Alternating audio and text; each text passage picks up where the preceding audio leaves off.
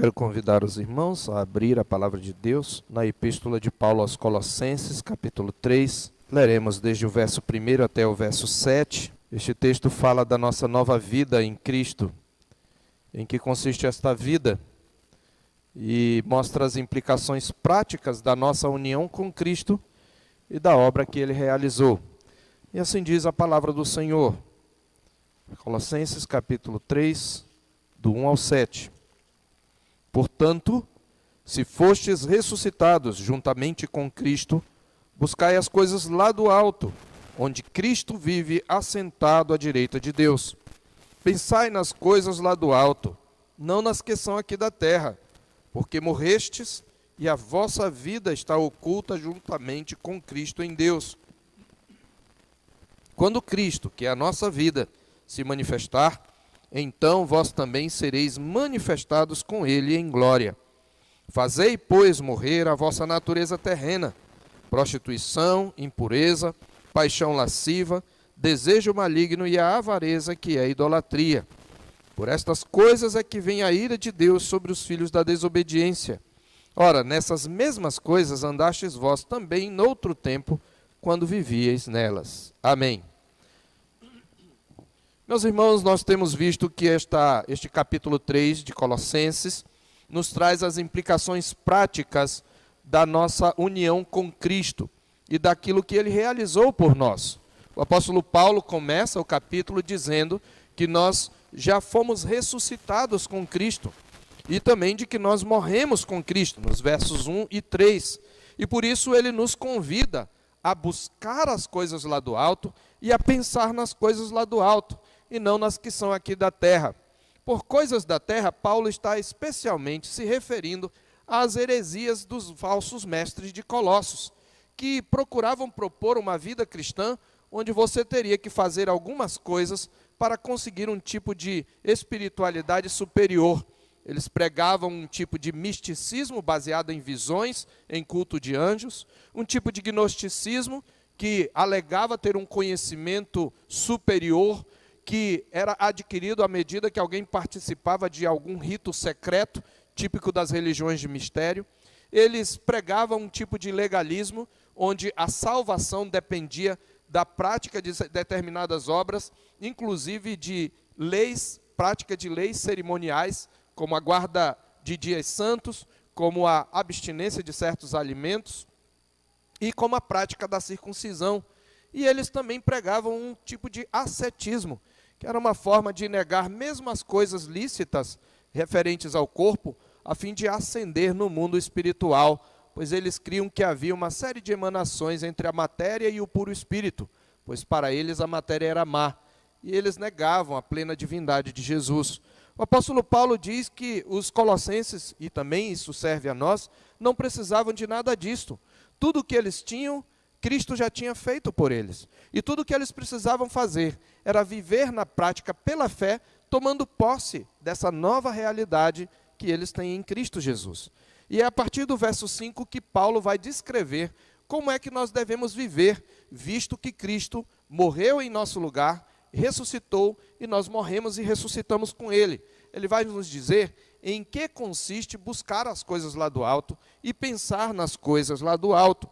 E nós vimos aqui que a descrição da vida cristã, dessa ética cristã que o apóstolo Paulo apresenta, ela tem um aspecto negativo e um aspecto positivo.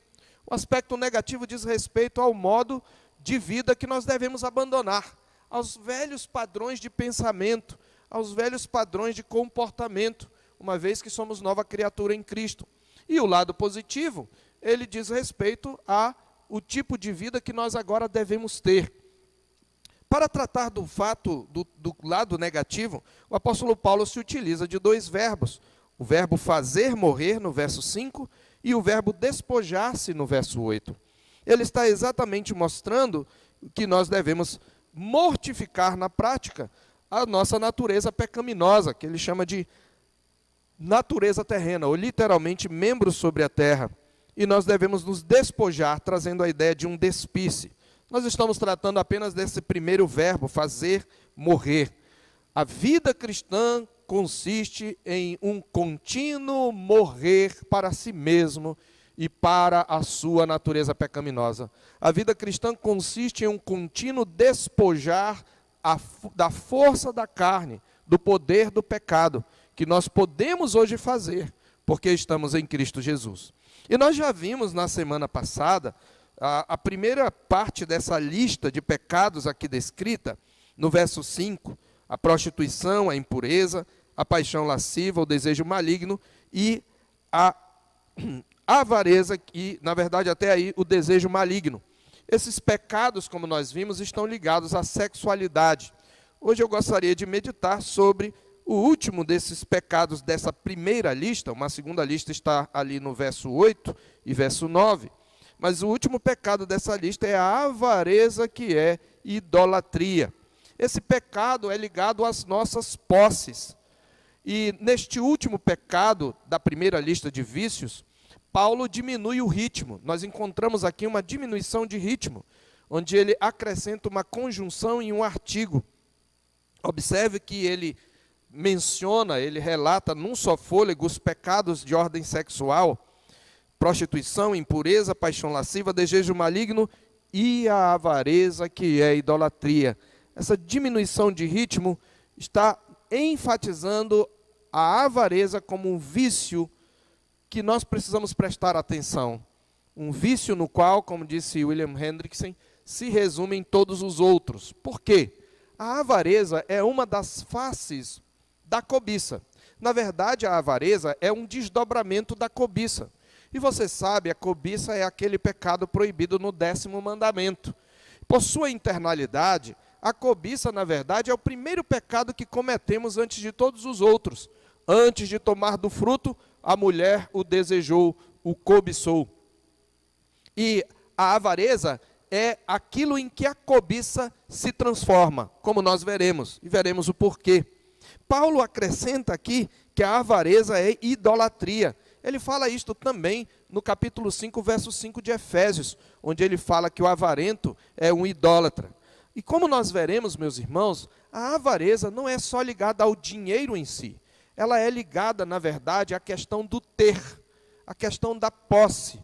E nós veremos que isto inclui não apenas dinheiro, mas isso inclui pessoas. Isso também inclui carreira, isso inclui poder, status. Tudo isto está envolvido na avareza. Então, para nós entendermos em que consiste a avareza, pois Paulo só a define aqui chamando-a de idolatria, eu gostaria de propor que nós verificássemos o que o Senhor Jesus nos ensina em Lucas capítulo 12, do verso 13 ao 21. E nós começaremos a falar primeiro sobre o que é a avareza e trazer alguns princípios aqui baseados nesse texto, e depois, baseados nas diversas ocorrências dessa palavra na Escritura, nós traremos aqui e apresentaremos algumas das faces que a avareza apresenta. E assim, nós possamos avaliar se de fato esse não é um pecado que nós temos praticado. Olha aí, abra aí em Lucas capítulo 12. Há uma longa, séria e dura advertência de Jesus contra a avareza. E como começa essa advertência? Ela se inicia com um diálogo, ela é provocada por um homem que se aproxima de Jesus e requer que Jesus julgue entre ele e o seu irmão. Há um litígio entre ele e o seu irmão acerca de uma herança. Ao que parece, seu irmão não queria repartir com ele a herança. E era costume da época os rabinos arbitrarem questões assim. Os rabinos, mestres da lei, eles muitas vezes atuavam como juízes ali, às vezes à porta da cidade ou mesmo numa praça. E eles tinham tal autoridade diante da sociedade. E como Jesus era reconhecido como mestre, diz a palavra de Deus que um homem se aproxima dele e estava no meio da multidão e faz coloca o seu litígio diante do Senhor. Mestre, ordena meu irmão que reparta comigo a herança. Primeiramente, é preciso reconhecer que tudo indica que a causa daquele rapaz ou daquele homem era justa, porque tudo que ele queria era dividir a herança. Ora, é certo que se era filho, ele tinha algum direito à herança. E por alguma razão, o seu irmão não queria repartir com ele. Então a sua causa era justa. Preste bem atenção nisto. Ele, no entanto, comete alguns erros. Os seus métodos são errados. E os seus métodos revelam também motivações pecaminosas. Como? Primeiro, ele dita a sentença, atuando como juiz. Ele não chega assim dizendo: mestre, olha, meu pai morreu, nossos pais, ou meu pai, eu tenho uma parte da herança, mas o meu irmão está negando. Ele diz que eu não tenho direito. O senhor poderia arbitrar entre nós e dizer qual é a parte que cabe a cada um? Porque ele não quer, e a gente não está entrando em acordo. E eu preciso de um sábio que julgue entre nós. Mas não, ele já vem dando a sentença. Ordena meu irmão que reparta comigo a herança. Em segundo lugar, esta declaração dele e aquilo que Jesus vai dizer mais adiante, revelam que as relações desse homem e com seu irmão já estavam cortadas. Ele quer resolver o conflito mediante a separação total. Então o relacionamento foi destruído em nome do seu direito em relação às posses. Então sua causa é justa, mas seus métodos são errados. Mais do que isso, sua motivação também é errada, e ela é denunciada por Jesus.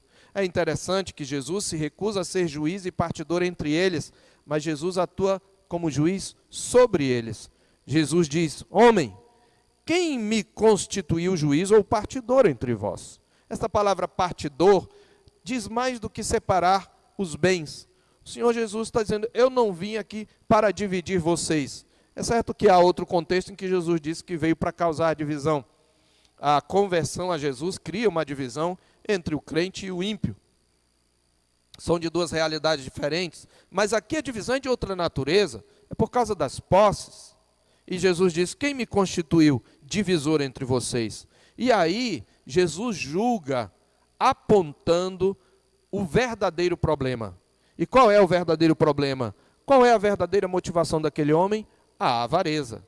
Por isso Jesus diz, no verso 15, tende cuidado e guardai-vos de toda e qualquer avareza. Observe aí, meus queridos, a dupla advertência de Jesus. Eu diria a quádrupla advertência de Jesus. Ele usa dois verbos e ele usa dois pronomes aí. Primeiro ele diz, tende cuidado, depois ele diz, e guardai-vos, numa espécie de redundância. Ele está dizendo, olha, estejam duplamente alertas contra, e aí em segundo lugar, toda e qualquer avareza. Ou seja, tenham cuidado e guardem-se de cometer o pecado da avareza em qualquer das suas manifestações. E por quê? Jesus então ensina um princípio geral, e o princípio geral é, porque a vida de um homem não consiste na abundância dos bens que ele possui. Ele está dizendo, a vida de uma pessoa não consiste na abundância dos bens que ela possui. Jesus já havia dito isto, ou na verdade, ele vai dizer mais adiante, aqui no contexto de Lucas, no versículo 22, no verso 23, quando ele, concluindo e aplicando esse ensino sobre a avareza, ele ordena, ou ele adverte os discípulos de que não andem ansiosos pela sua vida. Ele diz, porque a vida é mais do que o alimento e o corpo mais do que as vestes. E aqui, uma primeira verdade. Um dos problemas com a avareza é que ela avalia a vida em termos de algo que é menor do que a vida. Ela avalia a qualidade da vida, a plenitude da vida, pelo ter e não pelo ser. E Jesus aqui está dizendo que a vida é mais do que o ter, mesmo que você esteja se referindo às coisas básicas, como a roupa e a comida. Jesus está dizendo que vida é mais do que isso. E, meus queridos, se nós pararmos para pensar, nós veremos que nossa experiência demonstra isso. Quantas vezes nós temos uma boa roupa, um sapato talvez um pouco mais caro, mais elegante, mas o nosso coração não desfruta daquele momento, porque está triste por alguma razão, às vezes até inexplicável, por algum mesmo distúrbio do coração e da mente, ou por algum dissabor que nos aconteceu antes da festa. E quantas vezes nós estamos apenas de short, bermuda ou calça e sandálias, e o nosso coração está alegre. A vida é mais do que o alimento, e o corpo mais do que as vestes. É o que Jesus está dizendo. E isto nos traz dois outros princípios. Esse princípio geral traz dois princípios particulares. Porque a vida de uma pessoa não consiste nas suas posses, o sonho da vida abundante nunca será realizado mediante o acúmulo de bens. Essa é uma implicação desse princípio geral. O sonho da vida abundante nunca será realizado mediante o acúmulo de bens. E um segundo princípio que decorre desse princípio geral é que, por causa disso, o desejo pelas coisas materiais, o desejo por posses, logo se demonstrará insaciável com o passar do tempo. Porque as coisas que temos não nos podem proporcionar vida abundante, nós queremos mais, porque nós insistimos idolatricamente em buscar mais. É como uma droga, sabe? O princípio do vício das drogas, ele é semelhante à avareza. Na verdade, as drogas fazem parte disso. Então, o desejo por coisas materiais logo se demonstrará insaciável com o passar do tempo. Sabe por quê? Porque essa falta que nos incomoda, que por vezes gera crises na nossa vida, no nosso coração, essa falta, essa ausência, ela só pode ser preenchida pelo nosso Deus. Deus pôs a eternidade no coração do homem. Deus fez o homem para viver para Ele, para adorá-lo, para glorificá-lo e gozá-lo para sempre. E quando o homem, tendo conhecimento de Deus, não o glorificou como Deus e não lhe deu graças, ele se tornou nulo em seu raciocínio e, tirando Deus do centro, ele continuou tendo a necessidade de alguém a quem adorar, de alguém a quem refletir, de alguém a quem servir, de modo que ele colocou alguma criatura no lugar do Criador. Essa é a essência da idolatria. E as posses estão entre os principais ídolos. De modo que esse desejo, essa falta que nós temos, esse vazio, não pode ser preenchido pelas posses.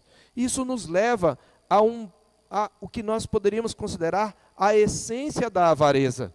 Porque o sonho da vida abundante não pode ser realizado mediante o acúmulo de bens, e porque o desejo pelas coisas materiais se demonstra insaciável, eu creio que a melhor tradução, o melhor sinônimo para a palavra avareza é insaciabilidade. Embora nós possamos falar de outros termos como ganância, cobiça e vários outros termos, mas eu creio que uma palavra que envolve todos os aspectos, todas as faces da avareza, é a palavra insaciabilidade. A avareza é o sentimento de insaciabilidade.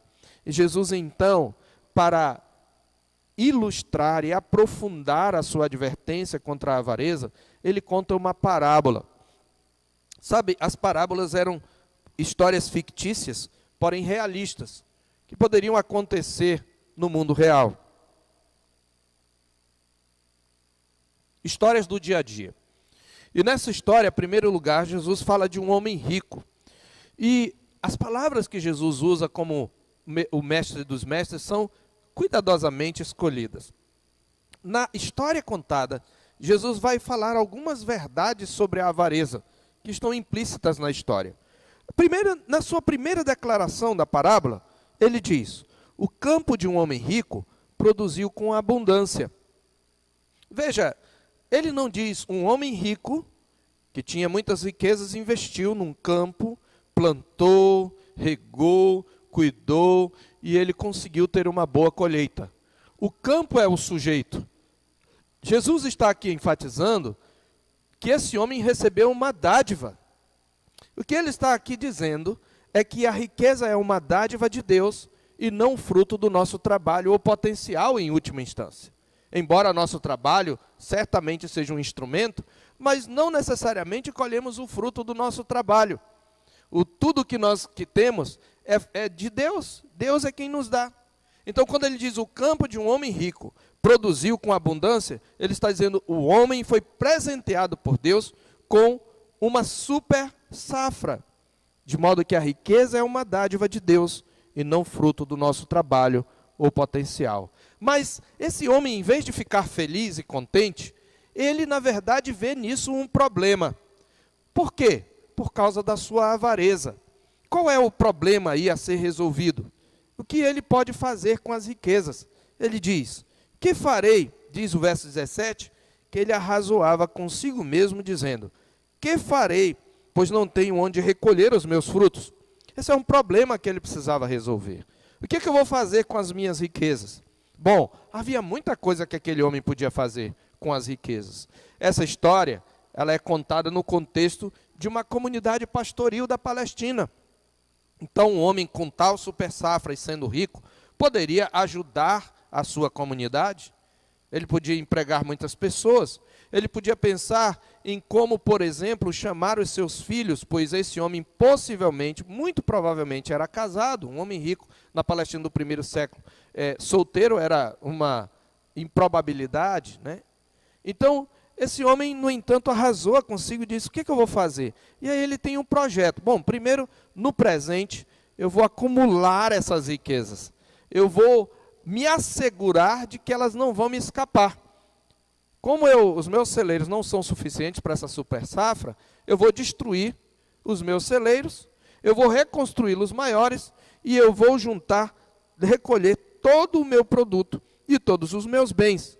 E aí, depois que eu tiver feito tudo isso, aí eu vou desfrutar sozinho das riquezas adquiridas. Esse homem não pensa em ser útil, ele não pensa em recolher o dízimo, que, como judeu, no contexto da Palestina, era o que ele pensava. Ele não pensa em ajudar os pobres, ele não pensa em dividir com sua família, ele não pensa em contribuir para o desenvolvimento da comunidade, ele está pensando somente em desfrutar, sozinho, de bens que nem ele consegue sozinho desfrutar. Sim, pois há um nível de riqueza que você não consegue desfrutar. Aliás, meus irmãos, talvez se eu perguntasse aqui, quem aqui é rico, ninguém levantaria a mão. E se eu perguntasse quem é pobre, talvez a maioria, se não todos, levantariam a mão. Nós temos um conceito muito errado do que é ser pobre. Agora, se eu perguntasse aqui, quantos aqui tem em casa, um monte de coisa que não usa. Um monte de coisa que comprou, mas não usa. Algumas coisas, talvez você nunca usou. Outras você usou, mas ficou ali. Talvez alguém chegou e disse, por que você não dá, ou não joga? Não. E você tem um carinho, mas você não usa. Não é verdade? Então, nós temos essa tendência. Nós compramos mais coisas do que nós somos capazes de desfrutar. Isso é fruto da avareza. E esse homem, então, ele tem mais bens do que ele consegue desfrutar. E eu quero que você preste atenção num ponto aqui. Veja a ênfase na primeira pessoa do singular. Primeiro, no verso 17, esse homem arrazoava consigo mesmo. Era comum na Palestina do século I, assim diz Kenneth Bailey, no livro As Parábolas de Lucas, comentando esse texto, que na Palestina do primeiro século, um homem de tal riqueza, ele certamente era para ir até a porta da cidade, que era o centro cívico, né, político, financeiro da cidade, e discutir com os anciãos alguma coisa com relação à sua riqueza. Numa comunidade pequena, como eram as comunidades da Palestina, era de se esperar que ele assentasse e conversasse com os anciãos e se aconselhasse, inclusive na área financeira. Era de se esperar que esse homem chamasse os filhos, a mulher, e conversasse com eles sobre o que fazer com a riqueza e pedir que eles o ajudassem a decidir. Mas ele arrazoava consigo mesmo. Além disso, veja como ele resolve as coisas. Que farei, pois não tenho onde recolher os meus frutos. Farei isto, destruirei os meus celeiros, reconstruí-los maiores, e aí lhe recolherei todo o meu produto, todos os meus bens. Então direi à minha alma, veja, 5 vezes, meu, minha, meus, minhas. Ele só pensa em si. A avareza é uma expressão do nosso egoísmo. Aqui está mais um princípio. O avarento é egoísta. Ele pensa apenas em si e em mais ninguém. Ele diz, eu recolherei todos os meus bens. E então eu direi à minha alma, descansa, come, bebe, regala-te. Em outras palavras, Jesus está aplicando o princípio. Ele está pensando que ele agora tem todos os recursos para viver a boa vida, a vida plena. Mas aí algo ocorre. Os bens herdados, porque Deus o deu, o campo produziu, lembra? Os bens herdados, de repente, lhe são retirados. Veja aqui diz o verso 20. Mas Deus lhe disse, louco, esta noite te pedirão a tua alma, e o que tens preparado para quem será? Nesta palavra pedirão, nós temos mais um princípio que nos ajuda a ver a insensatez da avareza. Essa palavra pedir aí traz a ideia de requerer alguma coisa que foi dada em empréstimo. Em outras palavras, Jesus está dizendo, a tua alma, a tua própria vida não te pertence, quanto menos as tuas riquezas. E esta noite, esta vida que te foi emprestada, esta vida que te foi concedida, que não te pertence, será requerida. Você vai morrer esta noite. E aí vem um problema. Tudo que tu tens preparado, tu não vais desfrutar. Para quem então será? O que ele está ensinando, o que Jesus está ensinando, é que a própria vida é um empréstimo que a qualquer hora pode ser cobrado. A minha vida e a sua vida não nos pertence, irmãos. Nem a vida nos pertence, quanto mais as nossas posses. Esse dilema, o pregador em Eclesiastes, Salomão, ele já nos havia apresentado. Eu quero que você abra lá em Eclesiastes capítulo 2, quando Salomão mostra a vaidade do trabalho. Não é que o trabalho não seja uma bênção divina. O trabalho, na verdade, é, antes de tudo, uma atividade divina. Deus trabalha. A sua criação é uma das suas obras. A providência pela qual ele sustenta, governa e dirige a criação também é um trabalho. E o trabalho é uma ordenança divina.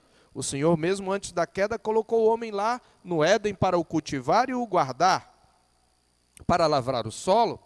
O problema é quando o trabalho se torna para nós uma espécie de centro que nos dá felicidade. Quando nós achamos que o trabalho vai preencher essa falta que só Deus pode preencher. E essa é a frustração do pregador. No capítulo 2, falando sobre a vaidade do trabalho, a partir do verso 18, ele diz, também aborreci todo o meu trabalho com que me afadiguei debaixo do sol, visto que o seu ganho eu havia de deixar a quem viesse depois de mim. E quem pode dizer se será sábio ou astuto? Contudo, ele terá domínio sobre todo o ganho das minhas fadigas e sabedoria debaixo do sol. Também isto é vaidade. Meus irmãos, quantas riquezas deixadas por homens, por grandes empreendedores, simplesmente se esboroaram, se desfizeram porque caíram nas mãos de filhos insensatos. Quantas riquezas não foram totalmente gastas? E as pessoas às vezes não sabem. E às vezes a gente tem essa noção de que educar... Veja, a gente pensa até mesmo em termos de dar o melhor. Quando você pensa de dar o melhor, dar uma boa vida para os seus filhos, não é verdade que nós, na maioria das vezes, pensamos em posses? Até mesmo quando a gente pensa em uma boa educação, a gente pensa em alguma coisa como uma boa escola. A gente não pensa muito sobre que boa educação é aquilo que a gente faz no lar. E às vezes a gente prepara os filhos, eles têm tudo, eles têm uma casa, a gente vai, eles têm tudo, não precisam trabalhar por nada. E a Bíblia diz que os bens que facilmente se ganham, cedo se dissipam. E muitas vezes eles não têm a sabedoria, porque não lhes demos a sabedoria. Nós achamos que garantir o futuro deles estava ligado às posses, mas pais, prestem atenção nisso. Garantir, ou primeiro que nós não temos condição de garantir nada do futuro dos nossos filhos, mas se você quer plantar para o futuro dos seus filhos, a melhor herança que você pode dar para eles é o Evangelho de Cristo. É a herança espiritual, é o legado da fé. Se eles não tiverem nada na vida, se você não deixar para eles nenhum centímetro de qualquer terreno, mas você deixar para eles o legado da fé, você deixou o maior tesouro, a maior riqueza. Mas nós pensamos a vida em termos de posses. E aí Jesus então termina a sua parábola com um outro princípio geral. No verso 21, assim é o que entesoura para si mesmo e não é rico para com Deus. O que Jesus quer dizer é, a verdadeira riqueza só pode ser desfrutada em Deus e para Deus. Quando nós pensamos em amealhar alguma coisa para nós mesmos, nós estamos plantando pobreza em nossa vida. Mas a verdadeira riqueza, ele está dizendo, assim o que entesoura para si mesmo, mas não é rico para com Deus. O que ele está dizendo é que não desfruta a riqueza da comunhão com Deus. Meus irmãos, tendo analisado, eu diria rapidamente, esta parábola, nós já aprendemos muita coisa aqui que nos ajudará a combater a avareza. Mas, observando ainda mais um pouco, eu queria falar um pouco das diversas manifestações. E a minha proposta aqui é para que nós avaliemos, porque a palavra de Deus, ela nos é dada para que nós examinemos nosso coração, não é verdade? E procuremos saber se nós não estamos cometendo o pecado da avareza. A gente costuma pensar em avareza apenas nos referindo, primeiro, ao dinheiro, e segundo, ao muquirana, aquele sujeito, né, que dá tchau com a mão assim, né? A gente fala, o chamado, perdão da palavra, mão de vaca. Mas a avareza é muito mais do que isso. Na verdade, essa palavra, ela não se refere só ao amor do dinheiro. Quando nós analisamos o uso desta palavra em seus vários contextos no Novo Testamento, nós vamos ver, por isso que eu proponho aqui a tradução insaciabilidade, porque nós veremos que, embora se manifeste naquilo que é posse, isso está ligado a mais do que dinheiro. Porque, sabe, um relacionamento pode ser possessivo, né? Eu posso utilizar o outro para o meu prazer, para o meu consumo, para realizar os meus desejos. E a avareza está ligada a isso. E é isso que nós encontramos. Então, olhando as faces da avareza, em primeiro lugar, nós observamos o litígio entre os irmãos.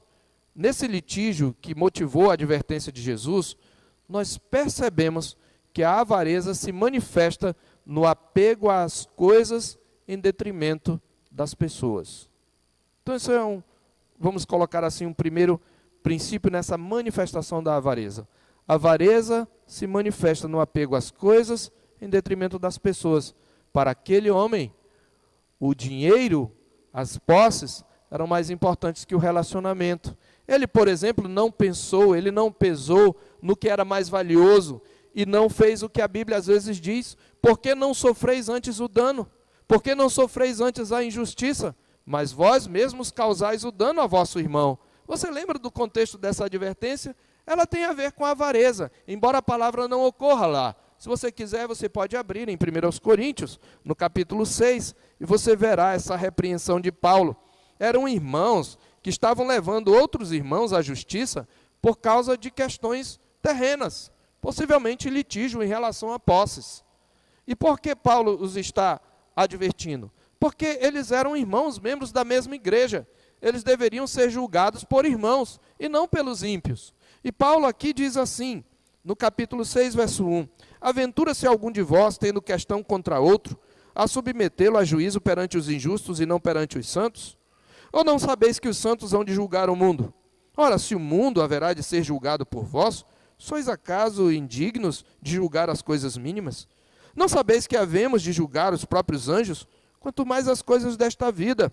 Entretanto, vós, quando tendes a julgar negócios terrenos, tinha a ver com litígio de posse, constituís um tribunal daqueles que não têm nenhuma aceitação da igreja.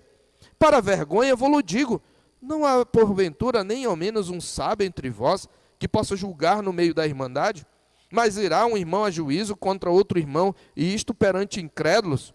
O só existir demandas já é completa derrota para vós outros.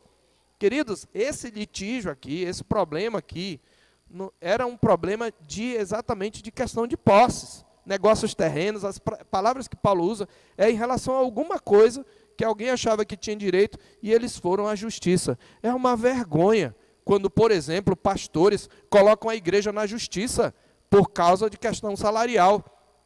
É claro que muitas vezes a igreja é injusta com relação ao sustento pastoral. É claro que o pastor tem direito de se alimentar.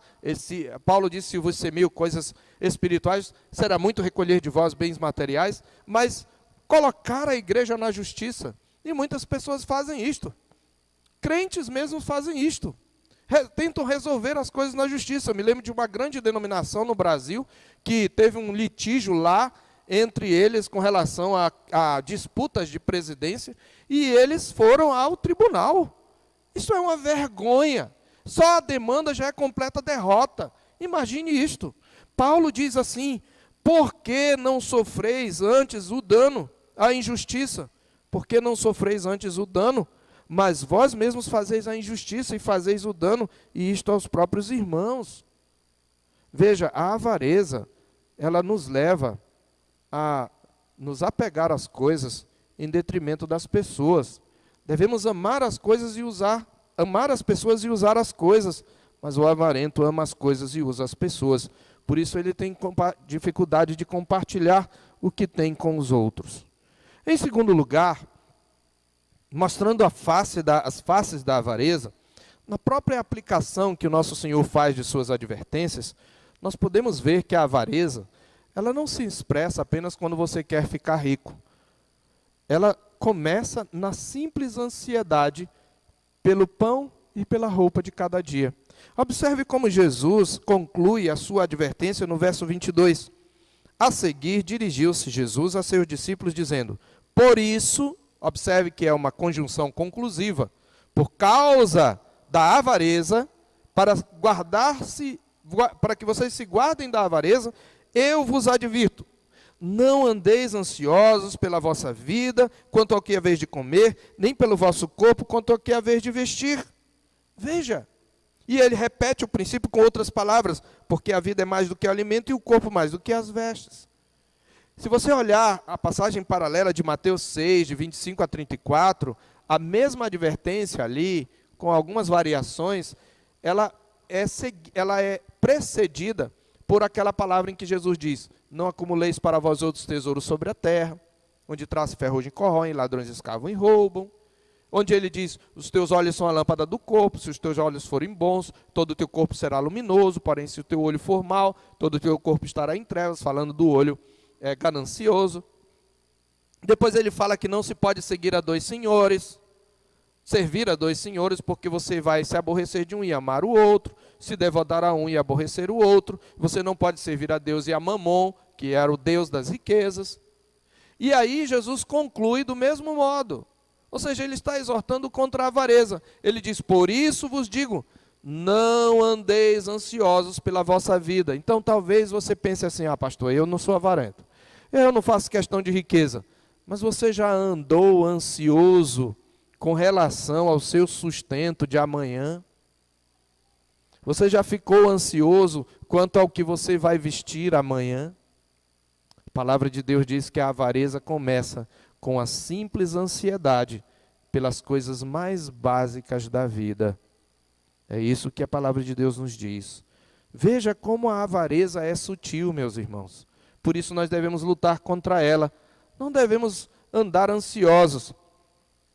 Eu, às vezes, vejo algumas orações insensatas na hora do almoço.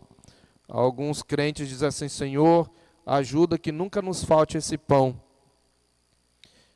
Eu acho essa uma oração, sinceramente, insensata. Porque o Senhor Jesus, quando fala exatamente que não devemos andar ansiosos, ele diz que o Pai sabe de que precisamos antes que nós peçamos. Ele diz isto aqui, no capítulo 30, versículo 30, porque os gentios de todo o mundo é que procuram estas coisas, mas vosso Pai sabe que necessitais de todas elas. E Mateus acrescenta: antes que lhe o peçais. Quando Jesus nos ensina a pedir o pão, como é que ele nos ensina? Ele não diz assim: o pão nosso de cada dia nunca deixe faltar. É assim que ele ensinou na oração? Pão nosso de cada dia, dá-nos hoje. Ele nos ensinou a pedir para hoje. Porque o amanhã trará os seus cuidados. Então a avareza começa com a simples preocupação com o dia de amanhã. Em terceiro lugar, se como nós vimos, a avareza é um sinônimo de insaciabilidade, nós podemos concluir com segurança que uma de suas manifestações, despercebida da maioria, e um pecado muito peculiar da nossa geração, é o consumismo. Talvez você diga assim: não, pastor, eu não sou de ficar guardando dinheiro, não. Mas você é um gastão, então você é avarento. Porque a avareza é a insaciabilidade, é a ânsia por posse. Então, se você acumula bens que muitas vezes você nunca vai usar, você é um consumista e você é um avarento.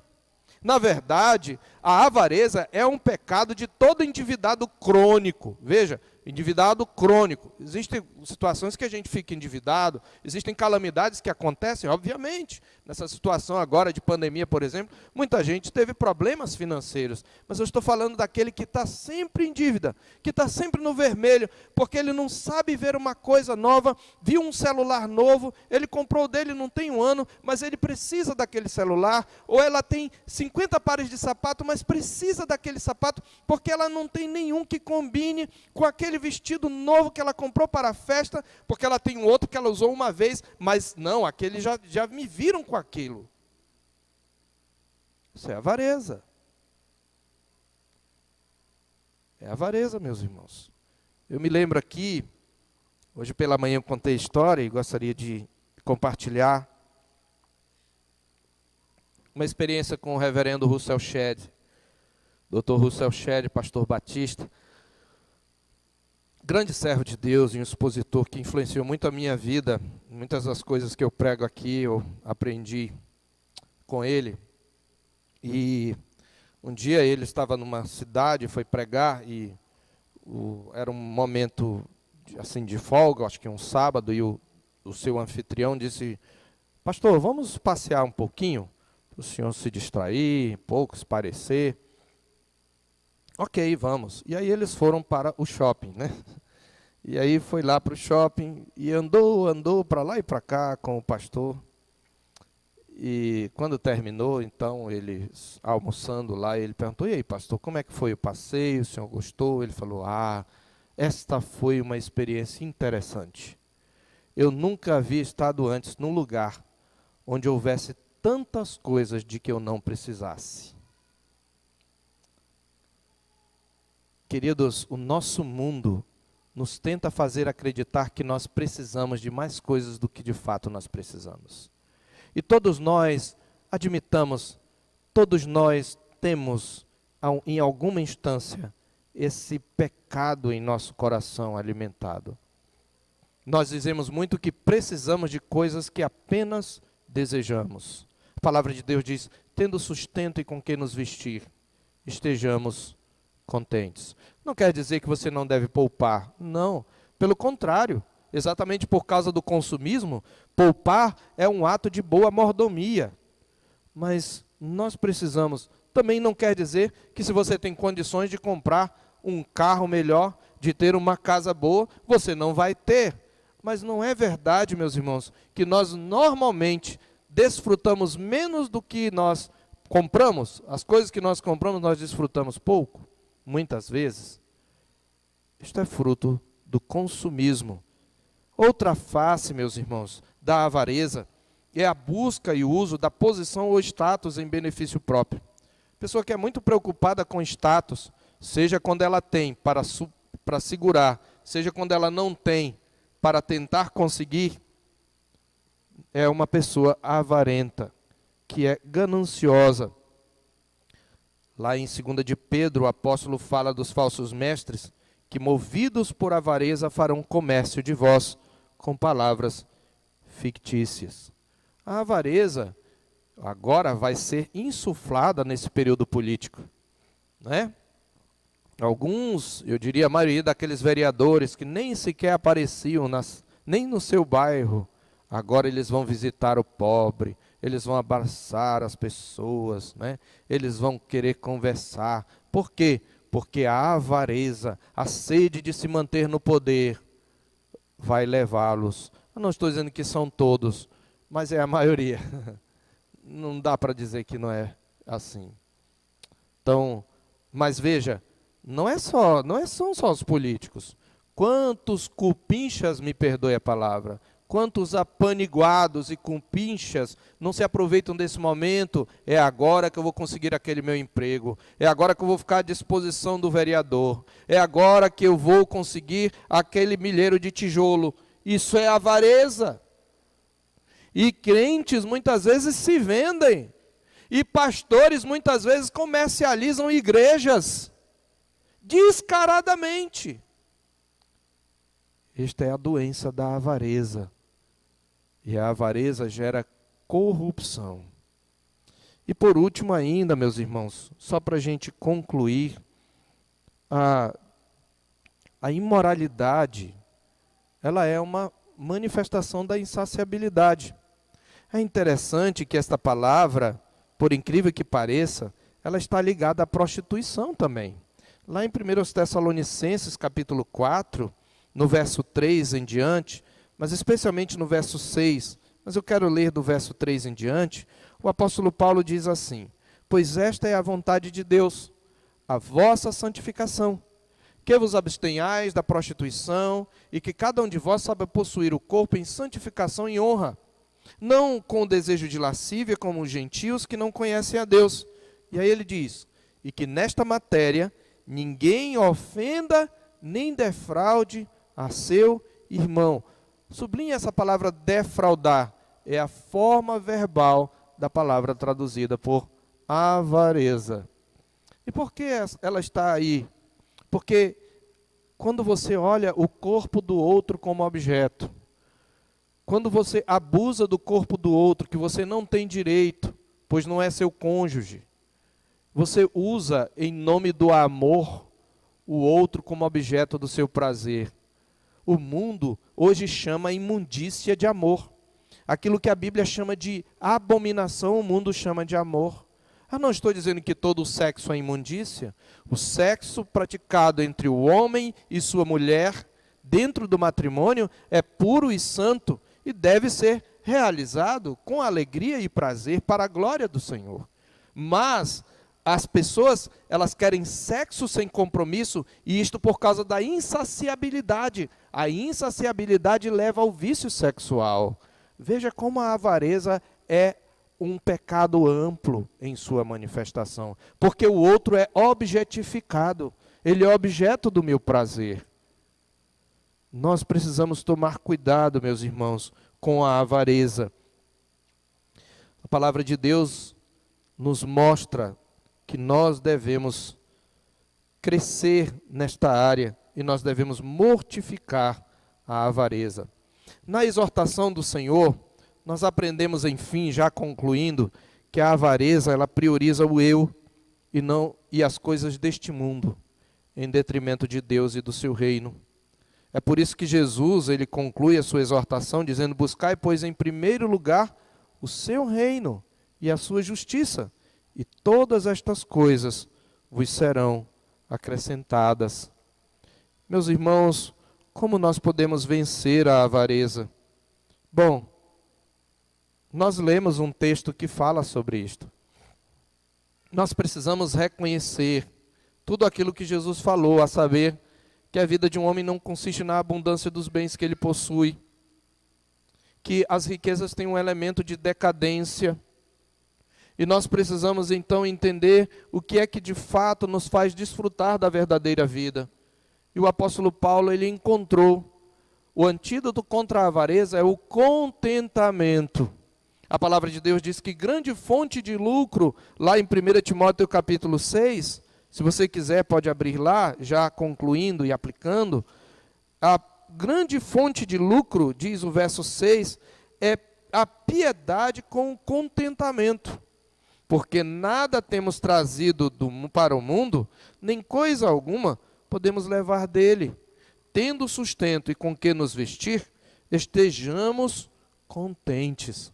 E aí Paulo diz, ora, os que querem ficar ricos, você quer ficar rico? Olha o que a Bíblia diz, os que querem ficar ricos, caem em tentação e cilada e em muitas concupiscências ou cobiças insensatas e perniciosas, as quais afogam os homens na ruína e perdição. Porque o amor do dinheiro não é o dinheiro não é mal, mas o amor do dinheiro é raiz de todos os males. E alguns nessa cobiça se desviaram da fé e a si mesmos se atormentaram com muitas dores. E se eu tenho posses, pastor? Bom, no verso 17 nós temos um conselho. Exorta aos ricos do presente século, primeiro, que não sejam orgulhosos. Segundo, que não depositem sua esperança na instabilidade da riqueza, mas em Deus, que tudo nos proporciona ricamente para nosso aprazimento. Ou seja, que eles olhem para a riqueza como um dom de Deus e que se alegrem em Deus. É isso que ele está dizendo. Não é que eu não posso desfrutar de alguma coisa que Deus me deu. Ora, eu posso desfrutar. Eu posso ter uma casa boa. Eu não devo fazer disso o meu alvo, minha ambição. Mas se eu trabalho bem, se eu sou um bom mordomo, Deus pode me dar algumas coisas. Mas quando eu desfrutar, eu devo desfrutá-los pensando em Deus, agradecendo a Deus que me proporcionou ricamente para o meu aprazimento. Não é verdade, meus irmãos, que assim como nós temos muitas coisas das quais não desfrutamos, não é verdade que nós desfrutamos de muitas coisas que não possuímos? Quantos de nós já não foram tomar banho no Tepequém? Quantos de nós aqui tem terreno no Tepequém, naquele paraíso de lindas, belas cachoeiras? Mas a gente vai lá, né? Alguns podem ficar lá naquela pousada bonita do Sesc, outros vão numa outra, pegam uma barraquinha ou uma rede, mas a gente desfruta dessa mesma natureza. É Deus quem nos dá esse aprazimento. Quantas vezes a gente que não tem um carro do ano, pega uma carona num carro bom e confortável? Muitas vezes. Aquilo é Deus que está nos proporcionando. E quantas vezes nós recebemos algumas coisas de Deus, mas não desfrutamos. O livro de Eclesiastes trata extensamente sobre isso, especialmente ali pelos capítulos 6 e 7. Bens que a gente tem, mas não desfruta. Mas a gente desfruta de muitas coisas. Mas quantas vezes nós somos insensatos, não é? Eu fiz essa ilustração de manhã. Às vezes a gente toma um banho de piscina, talvez na casa de um conhecido, que tem uma boa casa, e a gente fica olhando, poxa. Em vez da gente dizer, Senhor, louvado seja o teu nome, porque o Senhor me deu essa piscina hoje. A gente fica desejando e cobiçando e invejando, um dia eu vou ter. Você está desfrutando. E talvez ele que tem nem desfruta como você. Por causa da avareza.